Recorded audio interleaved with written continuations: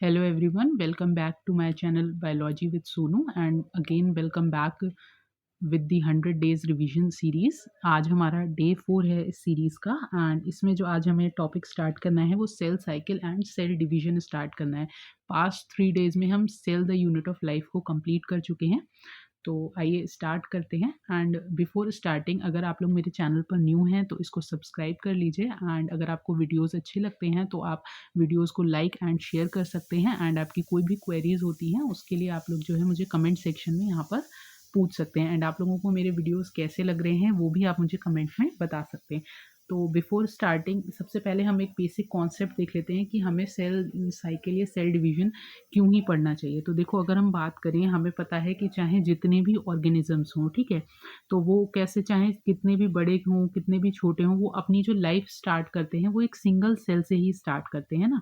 और जितना भी छोटा सेल हो चाहे जितना बड़ा हो एक सिंगल सेल से ही स्टार्ट होगा। इसके अलावा जो ग्रोथ और रिप्रोडक्शन होता है वो एक कैरेक्टरिस्टिक फीचर होता है सेल का, ठीक है, जितने भी लिविंग ऑर्गेनिजम्स होते हैं बेसिकली उनका। तो ठीक है, तो इस तरीके से हम क्या कह सकते हैं कि कोई भी जो एक सेल है वो रिप्रोड्यूस करके 2 सेल्स में डिवाइड होता है, ठीक है, यानी कि हम क्या कहना चाह रहे हैं कि एक पेरेंट से 2 डॉटर सेल्स प्रोड्यूस होते हैं जो कि आगे चल करके ग्रोथ करते हैं एंड सेम इसी तरीके से उन 2 से आगे फिर कंटिन्यू होता रहता है, ठीक है।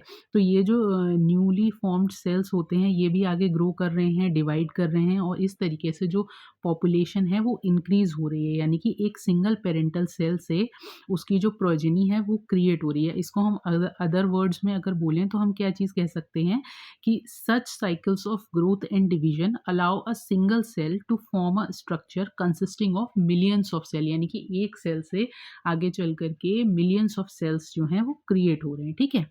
तो और इसके अलावा सेल साइकिल की अगर हम बात करें तो देखो सेल डिवीजन जो है कोई ऐसा तो है नहीं कि बहुत ही ईजी प्रोसेस है कि कहीं पर भी कैसे भी हो जाएगा वाली चीज़। तो इस ये बेसिकली जो है एक तरीके से हम कह सकते हैं कॉम्प्लेक्स प्रोसेस है क्योंकि इसमें डीएनए का रेप्लिकेशन भी होना है, सेल की ग्रोथ भी होनी है, तब जा कर के कहीं सेल डिवाइड करेगा, है ना। ऐसा नहीं है कि अगर डीएनए में कोई फ़ॉल्ट है तो अगर वहाँ पर उस चीज़ को चेक नहीं करा जाएगा, अगर सेल उस चीज़ को चेक नहीं करेगा तो आगे चल कर के फिर जो न्यू प्रोजेनीज़ बनेंगी उनमें प्रॉब्लम्स आएँगी, है ना। तो ये सारा काम जो रहता है ये एक सेल के अंदर ही होता है एंड इस पूरे प्रोसेस को हम क्या बोलते हैं, cell division and cell cycle बोलते हैं, ठीक है। ये एक तरीके से हम कह सकते हैं कि ये जो चैप्टर है हमारा बहुत ही ज़्यादा इम्पोर्टेंट है क्योंकि हमने सेल के बारे में तो पढ़ लिया, अब ये किस तरीके से डिवाइड होता है उसको हमें अब देखना है ना। तो इसलिए हमारा ये जो चैप्टर है आज का ये बहुत इम्पोर्टेंट हो जाता है, cell division and cell cycle. तो देखो इसमें हम एक तरीके से अगर बात करें तो मैंने डायग्राम्स भी इसमें इंक्लूड करे हुए हैं जिससे कि आप लोगों को जो है ईजी रहेगा डायग्राम्स से चीज़ों को समझना, है ना। तो स्टार्ट करते हैं। अब आप लोग हेडिंग डाल सकते हो cell division and cell cycle. Cell division and cell cycle. Cell division and cell cycle, ठीक है। तो सबसे पहले ड्यूरेशन देख लेते हैं इसका कि क्या ड्यूरेशन रहता है ये।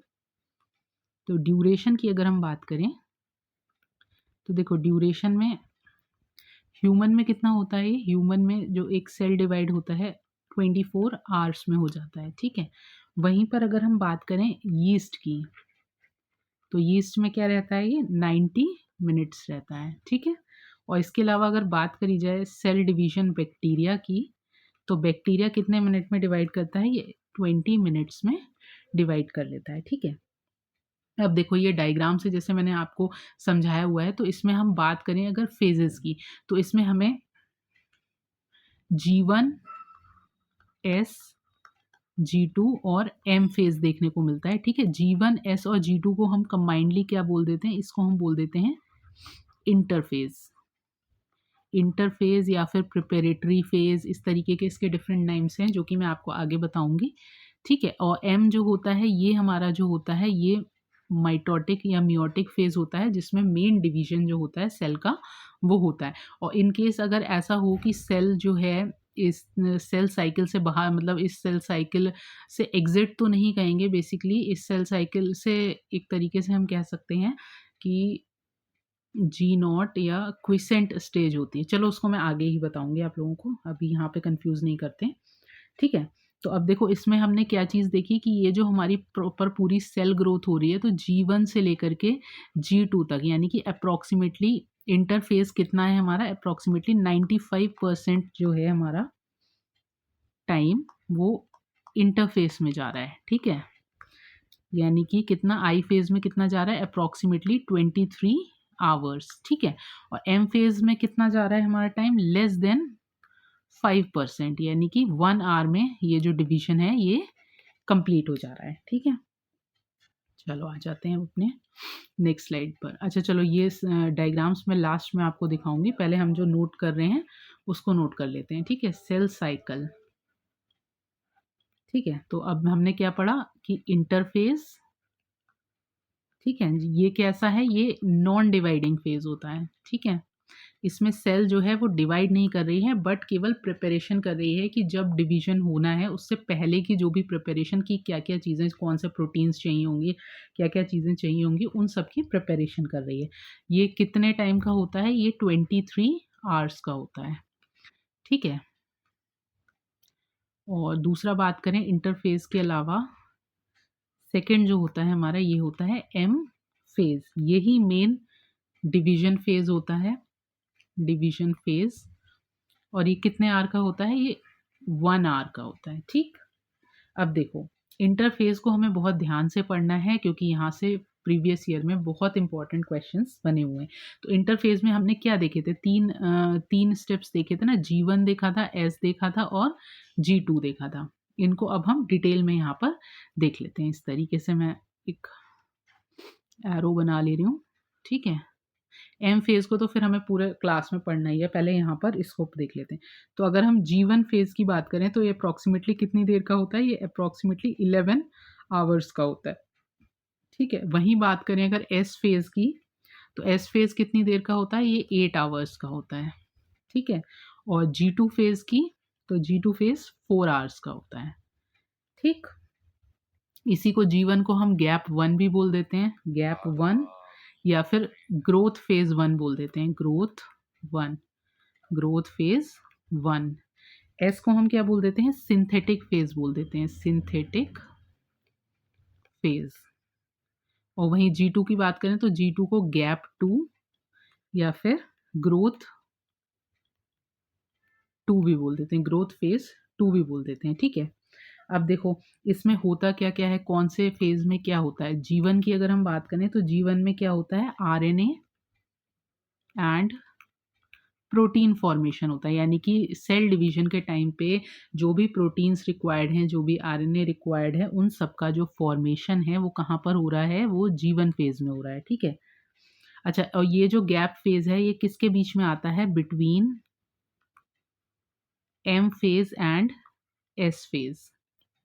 देखो यहाँ डायग्राम से देखो, ये जो G1 है, ये किस-किस के बीच में आ रहा है, ये इधर एम फ़ेज़ आ गया और इधर जो है एस फ़ेज़ आ गया, ये एस है, ठीक है? तो किस-किस के बीच में आया ये, बिटवीन एम एंड एस, इसलिए इसको हम क्या बोल देते हैं, और ये किसके बाद हो रहा है, ये G1 जो है एक तरीके से एम फ़ेज़ के बाद हो रहा है, ठीक है? और एस फ़ेज़ से पहले हो रहा है। तो इसके लिए हम क्या टर्मिनोलॉजी यूज़ करते हैं, या तो हम इसको पोस्ट माइटोटिक बोल देते हैं, या फिर प्री सिंथेटिक अगर पूछा जाता है, यानी कि सिंथेटिक फेज से पहले हो रहा है इसलिए इसको प्री सिंथेटिक, और माइटोसिस के बाद हो रहा है इसलिए पोस्ट माइटोटिक, ठीक है? तो ये नेम्स ध्यान रखने, प्री सिंथेटिक, ठीक है? प्री सिंथेटिक फेज भी बोल देते हैं। स्पेलिंग रुक जाओ, सही कर दूं, प्री सिंथेटिक, ठीक है? और यहाँ पर मोस्ट ऑफ द जो सेल ऑर्गेनेलीज हैं, most of cell organelles duplicate हो जाती हैं, ठीक है? एक्सेप्ट कौन-कौन सी नहीं होती, centriole and mitochondria and plastid duplicate. यहीं पर ही मैं छोटा सा लिख दे रही हूँ, except centriole, mitochondria and plastid. ठीक है, ये आगे डुप्लीकेट होते हैं। अब आ जाते हैं एस फेज़ पर। तो अगर एस फेज़ की बात करें तो यहाँ पर क्या होता है, यहाँ पर डीएनए रेप्लिकेशन होता है। ठीक है, डीएनए रेप्लिकेशन। इसके अलावा हिस्टोन सिंथेसिस होता है, हिस्टोन प्रोटीन यहाँ पर सिंथेसाइज होता है, सिंथेसिस। और सेंट्रियोल डुप्लीकेशन भी यहाँ पर हो जाता है। सेंट्रियोल डुप्लीकेशन कहाँ होता है, एस फेज़ में। ठीक है, अब बात करते हैं G2 फेज़ की। तो G2 फेज़ के लिए चलो ब्लू कलर ले लेते हैं। ठीक है, अब इसी तरीके से देखो, इसमें भी आपको ध्यान रखना है। नेम्स की अगर मैं बात करूं तो सबसे पहले तो ये किस किस के बीच में है, बिटवीन S एंड M। उधर M एंड S था, सीक्वेंस ध्यान रखना है क्योंकि ये यूनी डायरेक्शनल होता है, यानी कि सेल ग्रोथ जो होगी वो G1 S G2 और फिर M होगा। ये नहीं G1 से M पे चली जाए, उल्टा इधर को नहीं जाएगी। ये हमेशा इसी डायरेक्शन में होती है, बाई डायरेक्शनल नहीं होती, यूनी डायरेक्शनल होती है। यानी कि हमें इसी सीक्वेंस में याद रखना है, G1 S G2 M। ठीक है, तो यहाँ पर देखो G1 फेज जो था बिटवीन M एंड S था, और यहाँ G2 फेज जो है वो S एंड M है। ठीक है, इसे पोस्ट सिंथेटिक फेज भी बोल देते हैं क्योंकि ये सिंथेटिक फेज के बाद हो रहा है, पोस्ट सिंथेटिक, या फिर प्री माइटोटिक, यानी कि माइटोटिक फेज से पहले हो रहा है, तो प्री माइटोटिक। ठीक है, और यहाँ पर जो डुप्लीकेशन होता है वो किसका होता है, माइटोकॉन्ड्रिया एंड प्लास्टिड्स का जो डुप्लीकेशन है, प्लास्टिड डुप्लीकेशन। ठीक है, और आरएनए एंड प्रोटीन यहाँ पर आपके कंप्लीट हो जाते हैं, आरएनए एंड प्रोटीन्स। ठीक, तो ये तो हो गया हमारा इंटरफेस के बारे में। अब नेक्स्ट हम लोग देख लेते हैं एम फेज के बारे में, यानी कि डिवीजन फेज के बारे में। तो नेक्स्ट हेडिंग है डिवीजन फेज, या इसी को हम और क्या बोल देते हैं, एम फेज या माइटोटिक फेज। ठीक है, तो इसमें देखो हमें एक तरीके से हम दो चीज़ें पढ़ते हैं। एक तो हमें पढ़ना होता है माइटोसिस। ठीक है, तो हम यहाँ लिख सकते हैं, चलो माइटोटिक फेज लिख लेते हैं। ठीक है, माइटोटिक फेज। ठीक है, दूसरा हमें पढ़ना होता है यहाँ पर मियोटिक फेज, मियोटिक फेज। ठीक है, तो माइटोटिक फेज हमें कहाँ देखने को मिलता है, माइटोसिस हमें कहाँ देखने को मिलता है, सोमेटिक सेल्स में, सोमेटिक सेल्स में। और वहीं पर अगर हम मियोसिस की बात करें तो मियोसिस हमें कहाँ देखने को मिलता है, जर्माइनल सेल्स में। ठीक है, अब देखो जैसे कि माइटोसिस कंप्लीट हो जाता है, उसके एक तरीके से या स्टेजेस देख लो, इस तरीके से बना लो, है ना। माइटोसिस की स्टेजेस पहले बना लेते हैं। तो ये हम दो प्रोसेस में पढ़ते हैं, एक तो कैरियोकाइनेसिस, कैरियोकाइनेसिस यानी कि डिवीजन ऑफ न्यूक्लियस। कैरियन क्या होता है, न्यूक्लियस होता है ना, और दूसरा साइटोकाइनेसिस यानी कि डिवीजन ऑफ साइटोप्लाज्म। तो यहाँ लिख लो division of nucleus, division of nucleus, and cytokinesis is division of cytoplasm. ठीक है, तो देखो डिवीजन ऑफ न्यूक्लियस जब होता है तो उसमें हमें 4 स्टेजेस पढ़नी होती हैं। कौन कौन सी 4 स्टेजेस, ये हम कैसे याद रखते हैं, ये हम याद रखते हैं पी मैट से।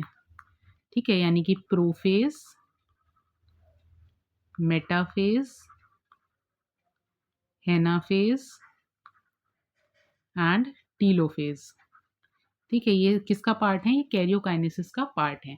देन फिर बात करें अगर हम डिवीजन ऑफ साइटोप्लाज्म यानी कि साइटोकाइनेसिस की, तो ये एनिमल और जो प्लांट्स हैं उनमें अलग अलग तरीके से होता है। अगर हम बात करें इन प्लांट्स की, तो प्लांट्स में कैसे होता है, ये प्लांट्स में फॉर्म होती है cell plate, cell plate formation से। ठीक है, और ये कैसी होती है, सेंट्री फ्यूगल होती है, यानी कि सेंटर से बाहर की तरफ को बनती है। जो रेमिनेंट्स ऑफ गोल्जी बॉडी बचते हैं ना, उससे ये बनती है और सेंटर से बाहर की तरफ सेल प्लेट बनती है। वहीं बात करें अगर एनिमल्स में, इन एनिमल्स, तो इसमें मैं दूसरा पेन ले लेती हूँ। ठीक है, एनिमल्स में बात करें तो ये कैसे बनती है, सेल फरो मेथड से बनती है, फरो। ठीक है, इस जैसे कि सपोज, चलो अच्छा मैं डायग्राम दिखाऊंगी तुम लोगों को बाद में। और ये किस तरीके की होती है, सेंट्रीपिटल, यानी कि बाहर से अंदर की तरफ आती है, सेंट्रीपिटल। ठीक है, तो ये बेसिक डिफरेंस आप लोगों को समझ में आ गया होगा कि कैरियोकाइनेसिस और साइटोकाइनेसिस का। ठीक है, अब देख लेते हैं मियोटिक फेज में। ये तो हमने पूरा माइटोसिस फेज का एक ओवरव्यू देख लिया। ठीक है, अभी ये सब प्रोफेज, मेटाफेज, एनाफेज, टीलोफेज, ये सब डिटेल में हमें पढ़ना है। अभी सिर्फ मैं एक ओवरव्यू बता रही हूँ आपको कि क्या क्या चीज़ें होती हैं, किस सीक्वेंस में होती हैं। ठीक है, नेक्स्ट देखते हैं मियोटिक फेज। मियोटिक फेज, ठीक है, मियोटिक फेज की अगर हम बात करें तो देखो, इसमें मियोसिस वन, ठीक, and meiosis two. Meiosis two, mitosis में क्या हो रहा था, एक पेरेंट सेल से दो डॉटर सेल्स बन रही थी, बट मियोसिस में क्या होता है, एक पेरेंट सेल से लास्ट में फोर डॉटर सेल्स बनती हैं। तो फोर डॉटर सेल्स बनने के लिए किस तरीके का प्रोसेस रहता है वो हमको देखना है। तो मियोसिस वन में सबसे पहले क्या होगा, कैरियोकाइनेसिस वन होगा, ठीक है, एंड साइटोकाइनेसिस वन होगा। तो कैरियोकाइनेसिस वन में क्या रहेगा, प्रोफेज वन, ठीक है, मेटाफेज वन होगा, एनाफेज वन होगा और टीलोफेज वन होगा। ये जो सीक्वेंस है पीमैट का, ये एज इट इज़ रहेगा। बट यहाँ पर हमें जो है प्रोफेज सबसे लॉन्गेस्ट होती है, उसमें जो है हमें 5 स्टेजेस देखने को मिलती हैं। ठीक है, एक तो लेप्टोटीन होती है, देन आपकी जाइगोटीन होती है, देन आपकी पैचिटीन होती है, ठीक है, देन आपकी डिप्लोटीन होती है, एंड देन डाइकाइनेसिस होता है। बाकी फिर metaphase one, anaphase one, telophase one. Then बात करें साइटोकाइनेसिस की, साइटोकाइनेसिस वन में क्या हो जाता है, डायड्स ऑफ सेल बन जाते हैं। ठीक है, ये क्या बन गया यहाँ पर आपका, डायड्स ऑफ सेल। फिर उसके बाद क्या होता है, फिर ये जो सेल होता है ये मियोसिस टू में एंटर करता है और वहाँ पर फिर हमारी karyokinesis two and cytokinesis two होती है। इसको मैं दूसरे पेन से आपको एक्सप्लेन कर दे रही हूँ। ठीक है, और इसका जो ये जो गैप होता है बीच में, यानी कि साइटोकाइनेसिस वन से लेकर के कैरियोकाइनेसिस टू में जब सेल एंटर करती है, तो इस गैप को हम क्या बोलते हैं, इंटरकाइनेसिस। ये जो गैप है ना, इसे हम बोलेंगे इंटरकाइनेसिस।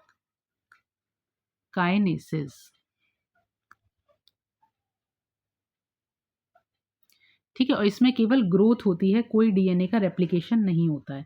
फिर वापस से देखो, कैरियोकाइनेसिस टू में जब आएंगे तो प्रोफेज टू स्टेज होगी, देन प्रोफेज मेटाफेज टू होगी, एनाफेज टू होगी, एंड टीलोफेज टू होगी। और उसके बाद साइटोकाइनेसिस जब होगी तो वापस से टेट्राड्स, यानी कि 4 सेल्स हमारी बन जाएंगी, 4 डॉटर सेल्स बन जाएंगी, टेट्राड्स ऑफ सेल्स बन जाएगा। ठीक है, इतना होपफुली आप लोगों को समझ में आया होगा कि देखो मेटाफेज में क्या हुआ था, वो मेटाफेज बोल रही हूँ, माइटोसिस में क्या होता है, एक सेल से दो डॉटर सेल्स बनती हैं, उनके ये स्टेजेस पी मैट, यानी कि प्रोफेज, मेटाफेज, एनाफेज, टीलोफेज। उसके बाद साइटोकाइनेसिस हो जाता है और एक से दो डॉटर सेल्स में डिवाइड हो जाती है सेल। देन अगर बात कर रहे थे हम मियोसिस की, तो मियोसिस में क्या होता है, मियोसिस वन होता है जिसमें कैरियोकाइनेसिस वन और साइटोकाइनेसिस वन होता है, जिसमें डायड्स ऑफ सेल बनते हैं, यानी कि एक सेल से दो सेल बनती हैं, और फिर मियोसिस टू में उन दो सेल्स से आगे 4 सेल्स हुई। मतलब टोटल में ओवरऑल में क्या हुआ कि एक पेरेंट से लास्ट में मियोसिस के बाद 4 डॉटर सेल्स बन गई। ठीक है, तो इसको एक बार लिख लेते हैं, जिससे कि आप लोगों को जब आप बाद में रिवाइज करोगे तो चीज़ें आपके माइंड में रहेंगी, क्योंकि अभी तो समझ में आ रहा होगा, फिर 2 घंटे बाद अगर आपसे पूछा जाएगा तो आप कंफ्यूज हो जाओगे। इसलिए मैं ये चीज़ यहाँ पर आप लोगों को लिखवा दे रही हूँ। ठीक है, सेल साइकिल। बाकी वीडियो तो आपके पास रहेगा ही, इन केस अगर कहीं पर भी भूलते हो तो आप लोग यहाँ से इसे दोबारा से देख सकते हो। तो देखो, ए माइटोसिस, ये किस में हमें देखने को मिलता है, ये हमें देखने को मिलता है बैक्टीरिया या फिर प्रोकैरियोट्स में, बैक्टीरिया और प्रोकैरियोट्स में। ठीक है, इसमें no role of spindle fibre, SF लिख दे रही हूँ, स्पिंडल फाइबर, यानी कि एक सेल जो है वो एज इट इज डिवाइड होकर के दो डॉटर सेल्स में हो जाती है डिवाइड। ठीक है, दूसरा हमें देखने को मिलता है माइटोसिस। माइटोसिस, माइटोसिस में क्या होता है, एक सेल से क्या बनी, एक सेल से दो सेल्स बनेंगी। ठीक है, और ये हमें किस में, माइटोसिस हमें किस में देखने को मिला था, सोमैटिक सेल्स में, प्लस रिप्रोडक्टिव सेल्स में भी होता है, रिप्रोडक्टिव सेल्स। ठीक है, और एक चीज इसमें और नोट कर लो, माइटोसिस को हम क्या बोलते हैं, इक्वेशनल डिवीजन। इक्वेशनल डिवीजन क्यों बोलते हैं, क्योंकि पेरेंट से जो डॉटर सेल बन रही है ना, जो डॉटर सेल बन रही है उसमें क्रोमोसोम नंबर जो होता है, क्रोमोसोम नंबर सेम रहता है, क्रोमोसोम नंबर सेम। ठीक है, इसलिए इसको हम क्या बोलते हैं, इक्वेशनल डिवीजन। अब बात करें अगर मियोसिस की, तो मियोसिस में क्या होता है, एक सेल से चार डॉटर सेल्स बन रही हैं। ठीक है, एक से 4 डॉटर सेल्स। ठीक, ये कहाँ होता है, ये रिप्रोडक्टिव सेल्स में, या इसी को हम जर्माइनल सेल्स बोल देते हैं। रिप्रोडक्टिव सेल्स में माइटोसिस प्लस मियोसिस दोनों ही होता है। ठीक है, मियोसिस। अच्छा, एक इसको हम क्या बोलते हैं, इसको हम बोलते हैं रिडक्शनल डिवीजन। तो कंफ्यूज नहीं होना है, अगर इक्वेशनल डिवीजन की बात हो रही है दैट मीन्स माइटोसिस की बात हो रही है। और इक्वेशनल डिवीजन हम इसे क्यों कहते हैं, क्योंकि जो पेरेंट से डॉटर सेल्स बन रहे हैं उनमें क्रोमोसोम का जो नंबर है वो एज इट इज सेम रहता है। बट मियोसिस को हम रिडक्शनल डिवीजन क्यों बोलते हैं, मियोसिस को हम रिडक्शनल डिवीजन इसलिए बोलते हैं बेटा, क्योंकि पेरेंट्स से जो डॉटर सेल्स बन रहे हैं, यहाँ मैं डी सेल्स लिख दे रही हूँ, डॉटर सेल्स बन रहे हैं, उनमें जो क्रोमोसोम का नंबर होता है वो हाफ हो जाता है, क्रोमोसोम नंबर हाफ। ये जब अभी हम डिटेल में माइटोसिस और मियोसिस पढ़ेंगे ना, वहाँ पर देख लेंगे डायग्राम के साथ। ठीक है, तो यहाँ पर होपफुली आप लोगों को एक बेसिक डिफरेंस समझ में आया होगा माइटोसिस और मियोसिस के बीच में। अब हम लोग इसको स्टार्ट करते हैं। ठीक है, ये पूरे चैप्टर का एक तरीके से ओवरव्यू हो गया। ठीक, अब स्टार्ट करते हैं हम लोग माइटोसिस से। तो सबसे पहले अगर हम बात करें तो माइटोसिस को हमने ऊपर क्या बोला था, ये कैसे होता है, इक्वेशनल डिवीजन होता है, इक्वेशनल डिवीजन बोलते हैं इसको हम। और ये इन ऑल सोमेटिक सेल्स होता है, यानी कि सभी सोमेटिक सेल्स में माइटोसिस होता है। और इसके अलावा हम लिख सकते हैं during multiplication phase, multiplication phase of germ cells, germinal cells में भी हमें ये देखने को मिलता है। ठीक है, अब माइटोसिस की जो डिस्कवरी की अगर हम बात करें तो देखो, माइटोसिस की डिस्कवरी एनिमल में किसने करी थी, एनिमल में करी थी फ्लेमिंग ने। ठीक है, एनिमल में करी थी फ्लेमिंग ने। और वहीं बात करें अगर माइटोसिस की डिस्कवरी प्लांट्स में किसने करी थी, तो वो करी थी स्ट्रॉसबर्गर ने। ठीक है, एक सेकेंड, स्पेलिंग गलत हो रही है, स्ट्रॉस बर्गर ने। ठीक है,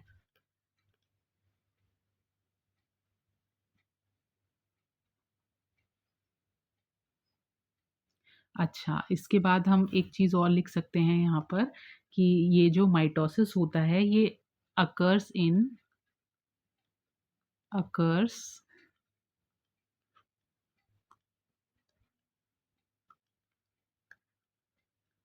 occurs in haploid as well as diploid. ठीक है,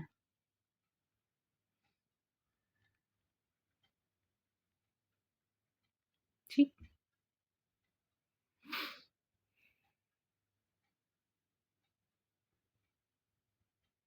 अच्छा चलो अब एक चीज़ और देख लेते हैं इसमें।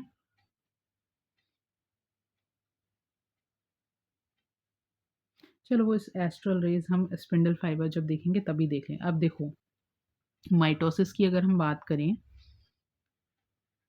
माइटोसिस, ठीक है, तो इसमें बेसिकली अगर हम बात करें तो स्टार्टिंग में क्रोमेटिन जो होता है वो कैसा होता है, बिल्कुल एक पतले धागे की तरह होता है क्रोमेटिन, ठीक है। एक ये क्या है, ये एक क्रोमेटिड है, ठीक।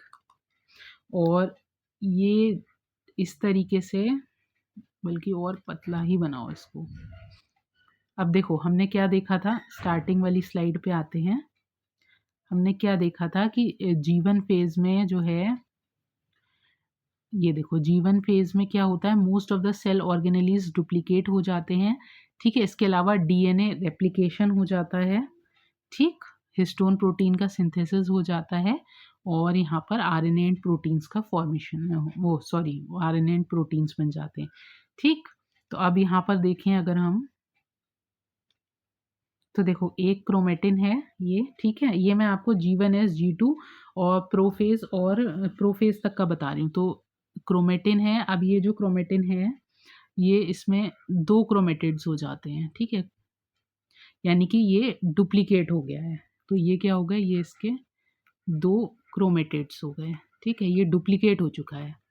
और ये जो स्टेज मतलब ये 2 क्रोमेटिड्स वाली जो स्टेज रहती है, ये हमें कहाँ-कहाँ देखने को मिलती है, जी में, एस में, G2 में, G1S G2 prophase and telophase में, ठीक है।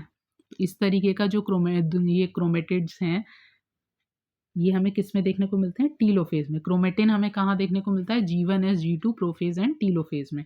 और वहीं पर अगर हम बात करें, अगर हमसे पूछा जाएगा क्रोमोसोम, ठीक है, तो क्रोमोसोम इस तरीके से रहेगा जिसमें सेंट्रोमियर प्रेजेंट होगा। ये एक क्रोमेटिड वाला क्रोमोसोम है और ये 2 क्रोमेटिड वाला क्रोमोसोम है, ठीक है।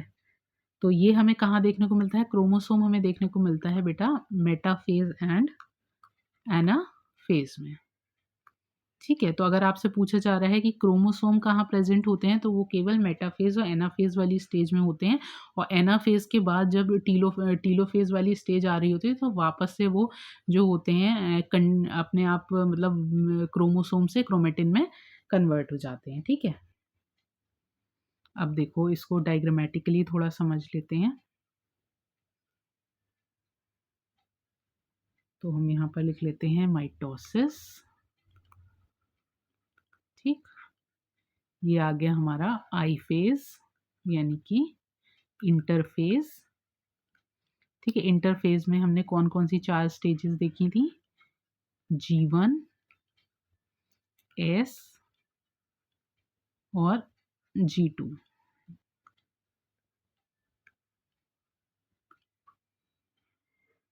G1S G2, ठीक है। तो अगर हम देखो बात करें G1S एंड, तो देखो मैं ग्रीन कलर से बना दे रही हूँ। G1 में क्या है, इस तरीके से ये एज इट इज जो है बिल्कुल पतले पतले से क्रोमेटिन है ये, ठीक है। तो यहाँ पर आप लिख सकते हो क्रोमेटिन, ठीक। और ये क्या है, 2n बराबर कितने हैं, 4 हैं। और अमाउंट ऑफ डीएनए की अगर हम बात करें, अमाउंट ऑफ डीएनए 2C, ठीक है। अब वहीं पे अगर हम बात करें एस में, तो एस में क्या होता है, डुप्लीकेशन हो जाता है, ठीक है। तो यहाँ पर क्या होगा, ये जो क्रोमोसोम्स, ये जो क्रोमेटिन है ये इस तरीके से डुप्लीकेट हो जाएंगे, ठीक है। 1 2 मतलब चारों जो हैं, चारों के एक एक इनके साथ इस तरीके से ये हो गया, ठीक।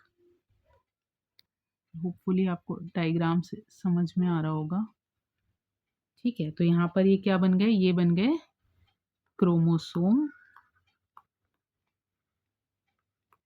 2n बराबर अभी भी 4 ही है, ये 1 2 3 4, लेकिन अमाउंट ऑफ डीएनए जो है वो इनका, अमाउंट ऑफ डीएनए, ये इनका डबल हो गया है, यहाँ पर 4C हो गया है, ठीक है।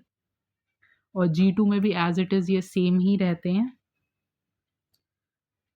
तो हमें यहाँ पर एक चीज़ आप नोट करके भी लिख सकते हो कि इन एस फेज में क्या होता है, chromosome number same but amount of DNA doubles and number of chromatids भी डबल हो गए। यानी कि यहाँ पर पहले 1 2 3 4 क्रोमेटिड थे, बट 1 2 3 4 5 6 7 8 क्रोमेटिड्स हो गए ना, यहाँ पर नंबर ऑफ क्रोमेटिड्स डबल्स। ये बहुत इंपॉर्टेंट है, ये आप लोगों को ध्यान रखना है, ठीक। अब आ जाते हैं डिवीजन फेज, देख लेते हैं इसका। नेक्स्ट हेडिंग डाल लीजिए, डिवीजन फेज। ठीक है, मैं ऐसा करूँगी, माइटोसिस मैं आप लोगों को आज की क्लास में एक्सप्लेन कर रही हूँ एंड मियोसिस नेक्स्ट क्लास में एक्सप्लेन करूँगी, जिससे आप लोग भी कंफ्यूज ना हो और कोई ऐसा सच प्रॉब्लम ना हो, ठीक है। तो सबसे पहले देखते हैं डिवीजन ऑफ न्यूक्लियस, यानी कि कैरियोकाइनेसिस, जिसे हम क्या बोलते हैं, डिवीजन ऑफ न्यूक्लियस, ठीक है। तो इसमें सबसे पहली स्टेज कौन सी थी हमारी, सबसे पहली स्टेज थी, इसमें हमने कैसे याद रखा था, पी मैट से, ठीक है। तो सबसे पहली स्टेज थी हमारी प्रोफेज, ठीक है। तो प्रोफेज में क्या होगा, देखो प्रोफेज को भी हम, क्योंकि अब देखो हम लोग 11th-12th में तो नहीं पढ़ रहे हैं कि बस केवल हमने प्रोफेज मेटाफेज एनाफेज टीलोफेज पढ़ लिया, हमारा काम हो गया।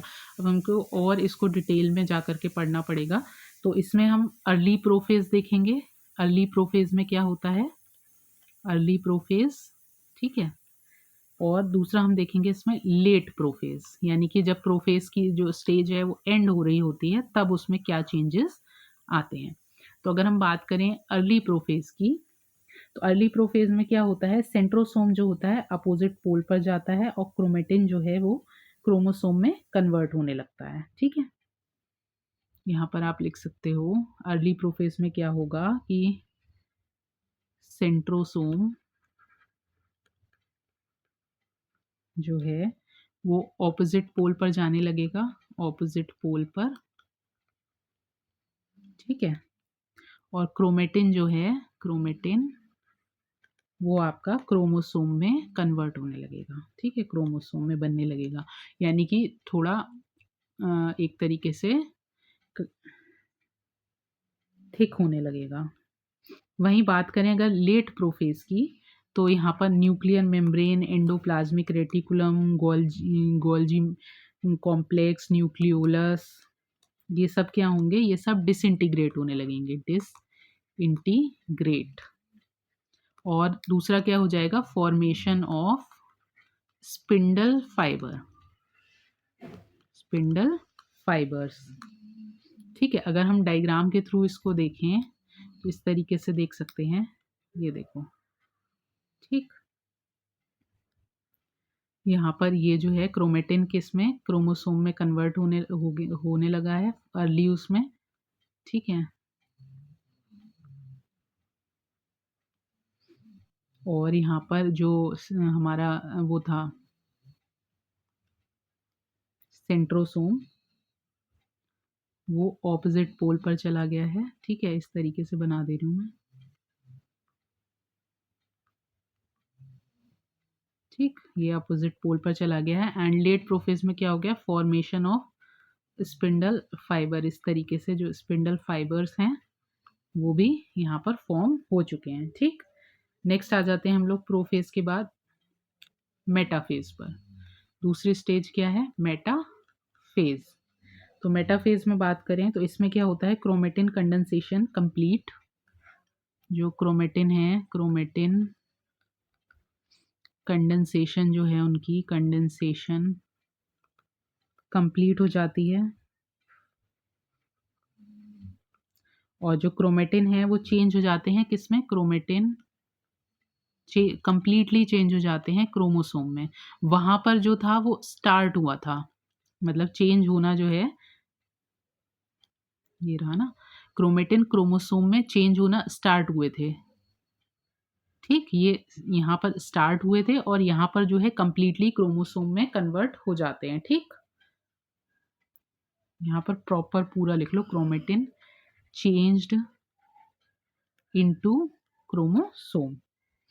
नाउ भी लिख लो, नाउ क्रोमेटिन नाउ, जिससे कि कंफ्यूजन ना हो कि वहाँ भी मैम ने यही चीज़ लिखी है, यहाँ भी सेम वैसे ही लिख दिया है। तो क्रोमेटिन वहाँ पर चेंज होना स्टार्ट हुए थे, यहाँ पर कंप्लीटली चेंज हो चुके हैं। Chromatin now changed into chromosome.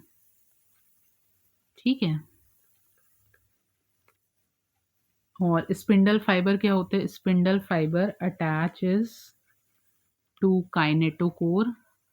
Kinetochore से स्पिंडल फाइबर जो हैं वो अटैच हो जाते हैं, और जितने भी ये जो ऑल क्रोमोसोम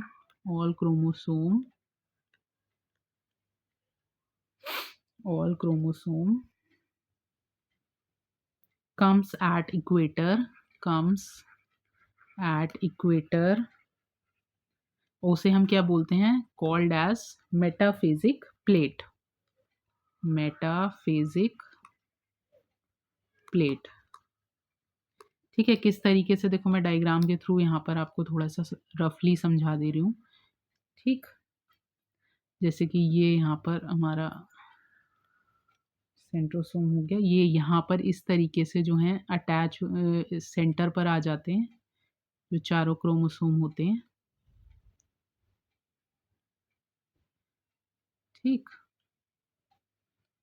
और ये इस तरीके से स्पिंडल फाइबर से अटैच हो जाते हैं, सेंटर से अटैच होंगे। ये डायग्राम में उतना बन नहीं पा रहा है सही से, मैं अभी डायग्राम आप लोगों को दिखा दूंगी। ठीक है, ये इस तरीके से। ठीक, अच्छा एक चीज़ और नोट कर सकते हो आप कि मेटाफेज जो होती है ना, metaphase is the best stage for karyotype. Karyotype क्या होता है? यानी कि number and morphology of chromosome अगर हमें देखनी है, यानी कि हमें देखना है कि क्रोमोसोम का नंबर क्या है और क्रोमोसोम की मॉर्फोलॉजी देखनी है, तो number and morphology of chromosome को स्टडी करने के लिए को हम कैरियोटाइप बोलते हैं। तो ये बेस्ट स्टेज होती है मेटाफेज। नेक्स्ट आ जाते हैं हम, नेक्स्ट पी मैट था ना, तो एम हो गया हमारा। अब नेक्स्ट स्टेज आ गई हमारी एनाफेज। ठीक है, तो अगर हम एनाफेज की बात करें तो ये सबसे स्मॉलेस्ट फेज होता है, स्मॉलेस्ट फेज। ठीक, इसमें क्या होता है? इसमें सबसे पहली चीज़ होती है स्प्लिटिंग ऑफ सेंट्रोमियर। ठीक है, सेंट्रोमियर इसमें स्प्लिट हो जाता है, एंड जो क्रोमेटिड्स होते हैं अब जब सेंट्रोमियर स्प्लिट हो जाएगा तो क्रोमोसोम क्या है, हाँ मतलब एक तरीके से अगर ये देखो, ये हमारा क्रोमोसोम है, अगर ये सेंट्रोमियर स्प्लिट हो जाएगा ऐसे बीच से, तो फिर तो ये एक क्रोमेटिड ही रह गए ना। तो chromatids move to opposite poles, chromatids move to opposite poles. ठीक, तो यहाँ पर डायग्राम के थ्रू अगर मैं आपको बताऊँ इस तरीके से, तो देखो इसमें क्या होगा कि ये जो क्रोमेटिड्स हैं ये ऑपोजिट पोल पर मूव कर जाते हैं इस तरीके से, एक एक क्रोमेटिड जो है ऐसे ही यहाँ पर 1 2। ठीक, और ये स्पिंडल फाइबर से इस तरीके से अटैच रहते हैं। ठीक, ये यहाँ पर सेंट्रोमियर प्रेजेंट रहता है। तो यहाँ पर हम क्या चीज़ कह सकते हैं? यहाँ पर हम कह सकते हैं इसमें एनाफेज वाली स्टेज में क्या होता है कि क्रोमोसोम नंबर डबल्स। ठीक है, centromere number doubles, centromere number doubles, but chromatids number same. ठीक है, देखो क्योंकि पहले जो थे पहले इस वाले में हम देखें अगर प्रोफेज, वो कहाँ गई? हाँ, तो इसमें देखो सेंट्रोमियर कितने थे? 1, 2, 3, 4 सेंट्रोमियर थे और 4 ही क्या कहते हैं आपके क्रोमोसोम्स थे, बट क्रोमेटिड्स कितने थे? 8 थे, ठीक है। इसमें क्या हुआ? इसमें आपके जो सेंट्रोमियर हैं वो भी 8 हो गए, है ना? डबल हो गया नंबर। बीच से ये सेंट्रोमियर जब स्प्लिट हुआ तो दोनों ही उनके पास गया ना, दोनों ही क्रोमेटिड्स के पास गया, ठीक है। तो सेंट्रोमियर डबल हो गया, क्रोमोसोम नंबर डबल हो गया, बट क्रोमेटिड्स कितने रहे? 8 के 8 ही रहे। अब नेक्स्ट आ जाते हैं टीलोफेज पर। नेक्स्ट स्टेज हमारी लास्ट जो है टीलोफेज। तो टीलोफेज की बात करें तो ये लास्ट है, लास्ट स्टेज है और जस्ट ऑपोजिट टू प्रोफेज है, ठीक है। यानी कि जो जो प्रोफेज में हुआ था उसका उल्टा यहाँ पर हो जाएगा। यानी कि वहाँ पर क्या हुआ था? क्रोमेटिन से क्रोमोसोम बन रहा था, यहाँ पर क्रोमोसोम से क्या हो जाएगा? क्रोमोसोम से क्रोमेटिन बन जाएगा वापस से, क्रोमेटिन, ठीक है। वहाँ पर न्यूक्लियर मेम्ब्रेन, न्यूक्लियोलस वगैरह सब डिसअपियर हुआ था, यहाँ पर न्यूक्लियर मेम्ब्रेन, न्यूक्लियोलस, ये सब क्या, न्यूक्लियोलस एक्सेट्रा क्या हो जाएंगे? रीअपियर हो जाएंगे, रीअपियर। और वहाँ पर स्पिंडल फाइबर का फॉर्मेशन हुआ था, यहाँ पर स्पिंडल फाइबर जो है वो डिसइंटीग्रेट हो जाएगा, इंटीग्रेट, ठीक। अच्छा, बात करें इसके बाद टीलोफेज के बाद क्या होता है? फिर हमारी जो नेक्स्ट स्टेज होती है वो होती है साइटोकाइनेसिस। यानी कि अब हमारा न्यूक्लियस का डिवीज़न हो चुका है, एक उससे न्यूक्लियस का डिवीज़न हो चुका है, अब जो है हमारा साइटोकाइनेसिस की बारी आती है, ठीक। तो साइटोकाइनेसिस में क्या होता है अगर हम इस तरीके से देखें तो देखो ये हमारा जो है, एक बार में सर्कल भी पूरा सही नहीं बना। देखो ये सपोज हमारा अगर सेल है, ठीक है, तो इसके अंदर क्या हुआ है? इसके अंदर जो हमारा कैरियोकाइनेसिस कंप्लीट हो चुकी है, ठीक। यहाँ पर वापस से हमारे जो क्रोमेटिड्स हैं टीलोफेज वाली स्टेज में ये पड़े हुए हैं सब, ठीक है। अब ये क्या होगा? यहाँ पर साइटोकाइनेसिस होगी और यहाँ से ये, यहाँ से 2 सेल्स में डिवाइड हो जाएगा इस तरीके से, ठीक, 1, 2, तो 4 ये आपके इसमें आ गए, मैं स्ट्रेट लाइन से बना दे रही हूँ, ठीक है। 4 ये इसमें आ गए, तो हमारा यहाँ पर 2n बराबर 4 यहाँ भी रहा, 2n बराबर 4 यहाँ पर भी रहा, ठीक है। अच्छा, एक चीज़ और नोट कर लो, साइटोकाइनेसिस जो होती है एनिमल्स में, नेक्स्ट स्लाइड पे नोट कर लो, इन एनिमल्स साइटोकाइनेसिस कब स्टार्ट हो जाती है? स्टार्ट्स एट लेट एनाफेज, मतलब एनाफेज के एंड होते होते साइटोकाइनेसिस स्टार्ट हो जाती है।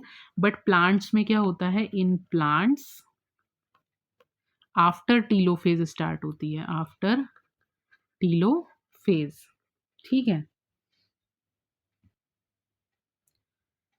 तो यहाँ पर हमारा जो माइटोसिस है वो कंप्लीट हो जाता है। अब देखो इसमें साइटोकाइनेसिस में मैंने आपको सेल वो बताया था ना कि अगर जैसे कि यहाँ पर आपके जो है रेमिनेंट्स ऑफ गोल्जी बॉडी रहते हैं तो सेल प्लेट का फॉर्मेशन अंदर से, मतलब सेंटर से बाहर की तरफ होता है। तो ये जो सेल टूटेगी अंदर से बाहर की तरफ सेल प्लेट का फॉर्मेशन होगा तब ये ब्रेक होगी। और वहीं एनिमल्स में क्या होता है? सेल फरो बनती है, यानी कि अगर ये सेल है और इसके अंदर यहाँ पर, तो यहाँ से जो है इस तरीके से एक फरो बननी स्टार्ट होगी बाहर से अंदर की तरफ, तो ये इस तरीके से बनती हुई आएगी, ये इस तरीके से, समझ गए। और ये यहाँ पूरा ऐसे करके फिर डिवाइड हो जाएगा, 1 से 2 सेल्स में डिवाइड हो जाएगा, ठीक है। तो अब मियोसिस को हम क्या करेंगे? मियोसिस को अब हम नेक्स्ट क्लास में कंटिन्यू करेंगे, ठीक है। माइटोसिस हमारा यहाँ पर कंप्लीट हो गया, होपफुली आप लोगों को समझ में आ गया होगा। अब मैं डायग्राम दिखा देती हूँ जो मैं आप लोगों को बता रही थी। तो देखो ये जो डायग्राम है इसमें आप अगर देखोगे तो प्रोफेज है ये, ठीक है। मेटाफेज में क्या हुआ? इक्वेटर पर अरेंज हो गए। एनाफेज में क्या हुआ? सेंट्रोमियर ब्रेक हो गया और दोनों जो दो क्रोमेटिड्स थे वो अपने आपस में अपने अपने पोल्स पर चले गए। टीलोफेज़ में वापस से ऑपोजिट ऑफ प्रोफेज़ रहती है। देन साइटोकाइनेसिस में क्या होता है, प्लांट्स में जो है वो आपका सेल प्लेट मेथड से होता है, ठीक है? और एनिमल्स में क्या होता है, सेल फरो मेथड से होता है, ठीक? अब मियोसिस बचा, मियोसिस हम जो है इसको कल की क्लास में करेंगे। टिल देन टेक केयर, आप लोग अच्छे से पढ़ते रहो और कोई भी डाउट आता है आप लोगों को तो आप मुझे कमेंट सेक्शन में बता सकते हो। एंड आप लोगों को क्लासेस कैसी लग रही हैं वो भी मुझे बताइए। ज़्यादा से ज़्यादा अपने फ्रेंड्स के साथ शेयर कीजिए क्योंकि इसका कोई आपको चार्जेस नहीं देने हैं, सिर्फ एक लाइक और शेयर ही करना है, ठीक है? आप लोग बताओगे कमेंट्स में कैसी लग रही हैं तो मुझे भी थोड़ा-सा मोटिवेशन मिलेगा कि मैं इस सीरीज़ को जो हूँ कंटिन्यू रखूँ और अच्छे से अच्छा कंटेंट जो हूँ आप लोगों को डिलीवर कर सकूँ। चलिए अब मिलते हैं अपनी नेक्स्ट क्लास में। टिल देन टेक केयर, अच्छे से पढ़ते रहिए।